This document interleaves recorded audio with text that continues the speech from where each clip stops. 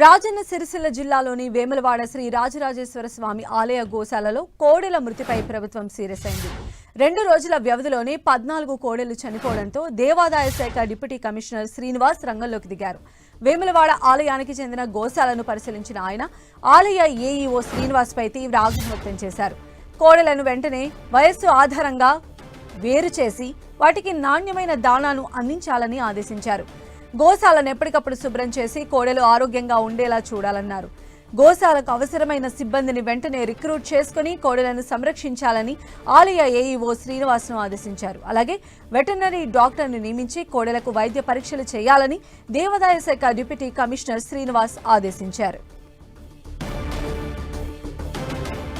మరిన్ని అప్డేట్స్ మా ప్రతినిధి సతీష్ అందిస్తారు. సతీష్, రాజరాజేశ్వర స్వామికి సంబంధించినటువంటి కోడలు వరుసగా మృత్యువాత పడడం ఆందోళనకు గురి చేస్తుంది. భక్తులంతా కూడా ఇష్టమైనటువంటి రాజన్నకు కోడలు మొక్కులుగా సమర్పిస్తారు. ఆ కోడలన్నీ కూడా వేములవాడకు సంబంధించినటువంటి గోశాలకు తరలించడం జరుగుతుంది. అక్కడ గోశాలలో భక్తులు సమర్పించిన కోడలకు సంరక్షణ చేయవలసిన బాధ్యత దేవాదాయ శాఖ అధికారులు అదేవిధంగా ఆలయ అధికారుల పైన ఉంటుంది. కానీ గత కొన్ని రోజులుగా వరుసగా గోశాలలో ఉన్నటువంటి కోడలన్నీ కూడా మృతి చెందుతున్నాయి.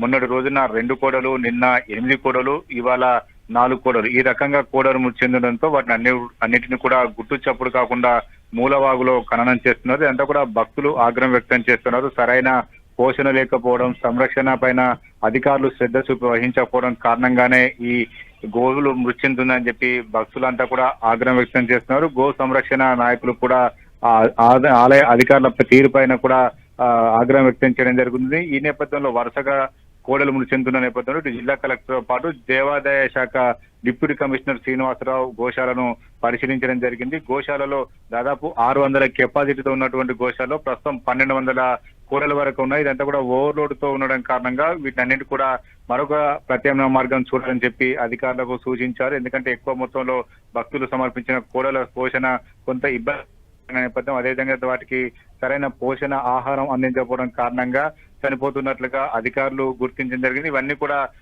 కాపాడవలసిన బాధ్యత దేవాదాయ శాఖ అధికారులపైన ఉంది. కాబట్టి ఈ రోజు డిప్యూటీ కమిషనర్ శ్రీనివాసరావు అదే దేవాదాయ వేములవాడ రాజన్న సంబంధించినటువంటి ఆలయ అధికారులపైన సీరియస్ కావడం జరిగింది. కోడలను వయసు ప్రకారంగా వేరు చేసి వారికి సరైన పోషక ఆహారం అందించాలని చెప్పి ఆదేశించారు. అదేవిధంగా గోశాలను ఎప్పటికప్పుడుగా అపరిశుభ్రంగా కాకుండా చాలా శుభ్రంగా ఉంచాలి, అవసరమైనటువంటి సిబ్బంది నియామకం చేపట్టాలని చెప్పి అధికారులను ఆదేశించడం జరిగింది. ఏఈఓ శ్రీనివాస్ పైన కూడా డిప్యూటీ కమిషనర్ ఆగ్రహం వ్యక్తం చేశారు. మొత్తానికైతే రాజన్న ఆలయాలకు సంబంధించినటువంటి గోవులు కోడలు మృతి చెందడం పట్ల మాత్రం హిందుత్వ సంఘాలు ఆగ్రహం వ్యక్తం చేస్తున్నాయి. వాటిని పూర్తిగా సంరక్షించాలని చెప్పి డిమాండ్ చేస్తున్నాయి. సంధ్య. రైట్ సతీష్.